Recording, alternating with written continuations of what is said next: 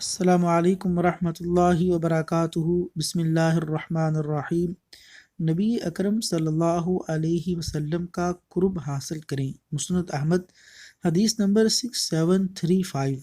سیدنا عبداللہ بن عمر رضی اللہ عنہ بیان کرتے ہیں کہ رسول اللہ صلی اللہ علیہ وسلم نے ارشاد فرمایا، کیا میں تمہیں نہ بتاؤں کہ قیامت کے دن تم میں سے میرے نزدیک سب سے پسندیدہ اور مجھ سے سب سے زیادہ قریب کون ہوگا؟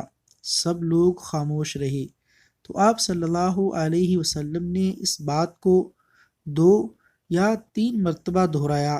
لوگوں نے کہا، جی ہاں اے اللہ کے رسول۔